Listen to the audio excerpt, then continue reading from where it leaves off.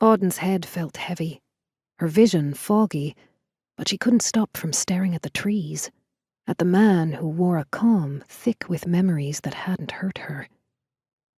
The person who'd worn that watch before him had been a good person. Auden had few parameters for what words like good meant, but she thought the lack of pain associated with her read of the device must be a link to goodness.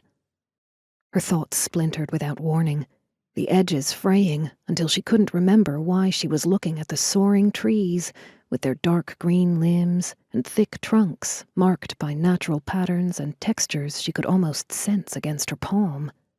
Just like she couldn't remember why she'd woken with bruises on her hip and thigh today. They ached. Auden. Charisma's crisp voice.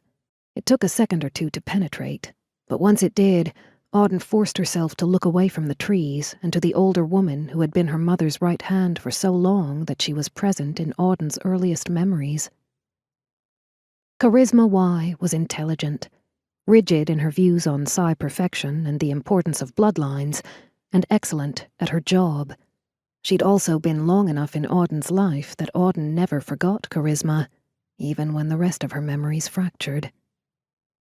That was unexpected, the other woman said, while Auden fought the compulsion to stare once more into the shadowy green of this place so different from the pristine lawns and precise hedges of her childhood. Yes, she said at last, because Charisma was waiting for her to reply.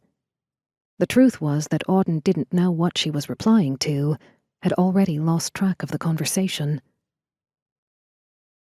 The male was a changeling. Curt words from Charisma, whose eyes were on her organizer.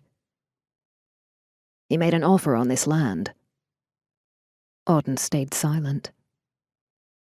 Normally, Charisma continued, I'd advise against a sale. It can be useful to have a hidden location that can be utilized for more covert matters. Auden had retained the thread of the conversation this time around. But, she said, trying to read the face of this woman who had been a peripheral part of her existence since the day she was born, it hadn't mattered that Auden had spent most of her time in her father's household, among his people. She'd nonetheless always understood Charisma's importance to her mother. I wasn't aware until now that this parcel was so close to a pack. Charisma's lips tightened. Many of the packs are intensely insular and keep to themselves, but given that the male approached us, I don't think we can rely on that. Whatever his animal is, it isn't the kind to mind its own business. Auden's brain fired, a fragment of memory crashing inside her temporal lobe. A man with eyes like the topaz stone she'd seen once, so clear and striated with light. His hair had been cut messily, countless shades of brown within it, his skin a gold that seemed warm and touchable. No, his eyes had been yellow-green, argued another part of her mind.